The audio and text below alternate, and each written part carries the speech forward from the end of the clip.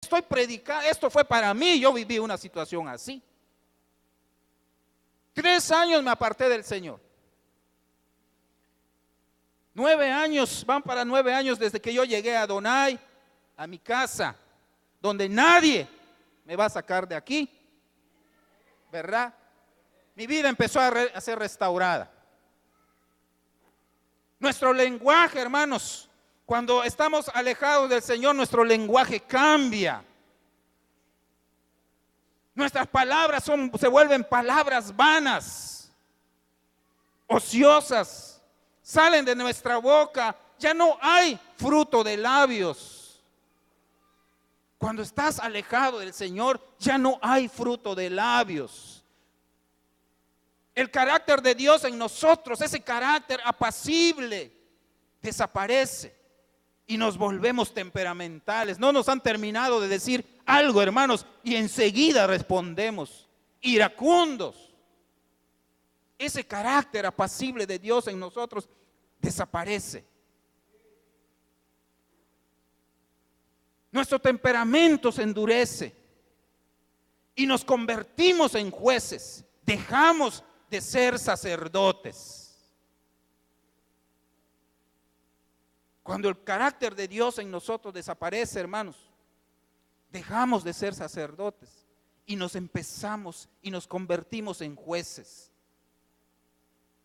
El gozo del Señor ya no es nuestra fortaleza.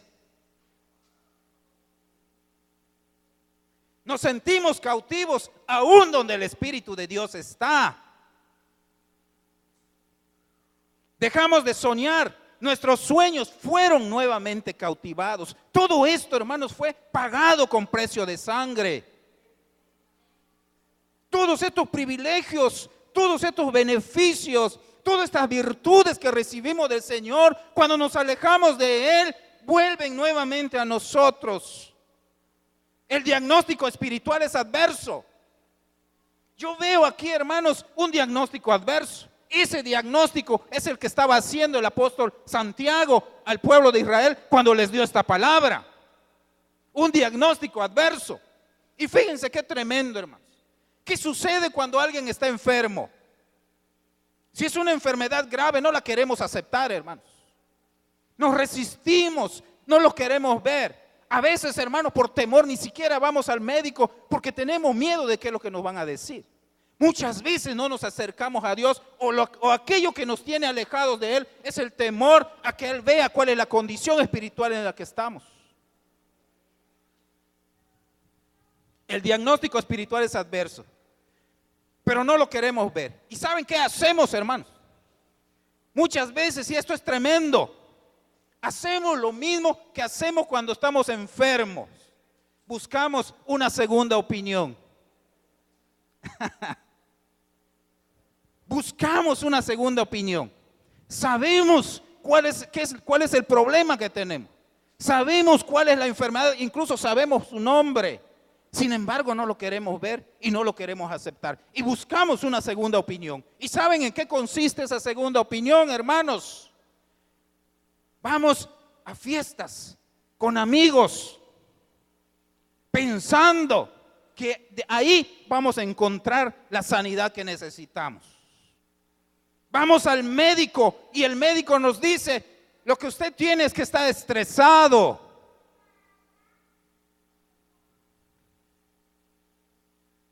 Hermanos, cuando nos alejamos del Padre espiritual, empezamos a evadir al Padre espiritual.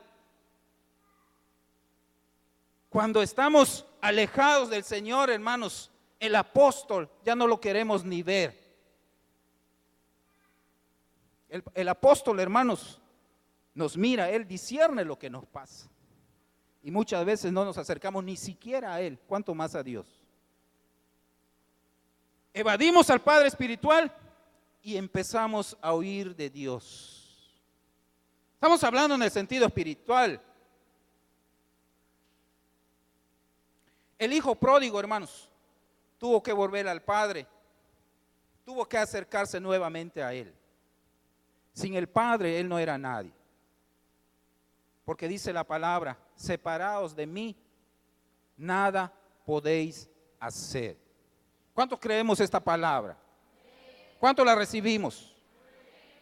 Repítalo, alce su mano y diga: Señor, separado de ti, nada puedo hacer. Átese con esa palabra y vívela, vívala. Acercaos a Dios y Él se acercará a vosotros. El Señor le estaba hablando a dos tipos de personas en este pasaje. Acercaos a Él y Él se acercará a vosotros. Ustedes, le decía al pueblo de Israel de aquel tiempo, ustedes que practican el pecado, ustedes que practican el pecado, limpien sus manos, limpien sus obras. Ya voy a empezar a quedar ronco, hermanos, perdónenme. Ustedes que practican el pecado, le decía al pueblo de Israel, a la iglesia en aquel tiempo, limpien sus manos, limpien sus obras, limpien los medios o el instrumento por lo cual obtienen las cosas. Hermanos, tenemos que tener cuidado de la forma en que nosotros estamos obteniendo las cosas. ¿Cuántos recibimos esto? Tenemos que tener cuidado, hermanos, de la forma en que estamos obteniendo las cosas. Tenemos que limpiarnos, tenemos que limpiar nuestro caminar, tenemos que limpiar nuestras obras. A esos el Señor le hablaba. Y vosotros, le dice el Señor a ellos, los de doble ánimo. Perdón, hermanos. Ese cuando me pongo nervioso se me cierra la garganta.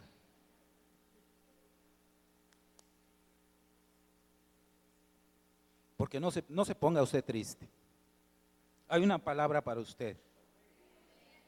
Esto es un diagnóstico que el Señor estaba haciendo con esa iglesia. Pero si alguno, como dicen por allá, le viene el saco, que se lo ponga, porque el Señor le quiere limpiar hoy. Entonces, nos quiere, como diría aquel, ¿verdad? Limpien sus manos, sus obras. Ustedes los de doble ánimo, los que dudan, ustedes los que caminan en dos pensamientos, ustedes que no están firmes, que son vacilantes, que tienen un doble espíritu, ustedes indecisos, los que intentan aferrarse a Dios y al mundo al mismo tiempo, a esos el Señor le estaba hablando. Hermanos, nosotros no podemos tener un pie en el mundo y un pie en la iglesia, no podemos servir al enemigo y servir a Dios al mismo tiempo. A esos el Señor le estaba hablando. O somos de Dios o somos del diablo. No hay otra para el Señor, no hay tibiezas. El Señor aborrece las mezclas. O eres de Dios o no eres de Dios, para hacerlo sutilmente. A esos el Señor les hablaba en ese tiempo y a esos también les habla en este tiempo. ¿Cómo podemos acercarnos a Dios? Ah, sí, pastor, pero usted lo que está haciendo, eso no es para mí. Gloria a Dios por eso. ¿Cómo podemos acercarnos a Dios? Santiago, hermanos, nos da 5 maneras. 1, sométanse a Dios. Ríndase a su autoridad y voluntad. Permita que Él tome el control de su vida. Anhele y desea servirlo. Hermanos, es necesario para acercarnos a Dios nos sometamos a Él. Acercarse a Dios significa someterse a Él. Acercarse a Dios significa entregar su voluntad a Él. Hermanos, cuando dos voluntades se hacen una, suceden cosas extraordinarias. Cuando la voluntad de Dios se une a la voluntad de usted, va a hacer con usted cosas extraordinarias. Va usted a empezar a operar en una dimensión sobrenatural. Hermanos, cuando la voluntad de Dios y la suya se hace una sola, van a suceder cosas maravillosas en su vida. Pero es necesario que nos sometamos a Él. ¿Cuántos bendecimos su nombre? Número 2, resista al diablo.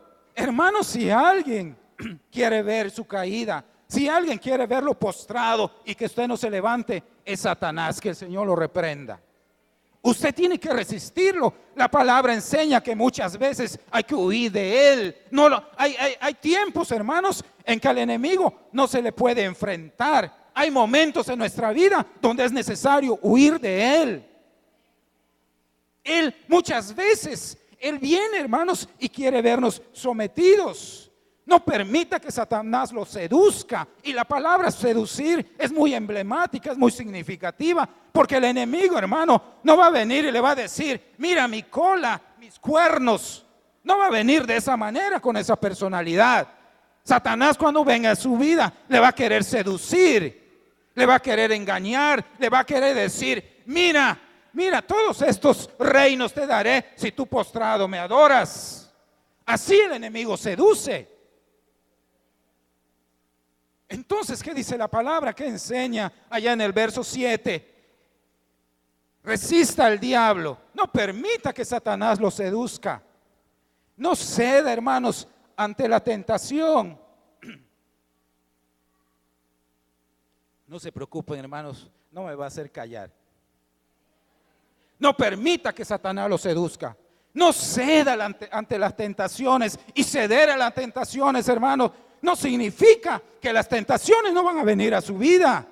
Las tentaciones van a estar cerca de usted. Pero si usted está cerca del Señor, hermanos, usted va a poder resistirlas.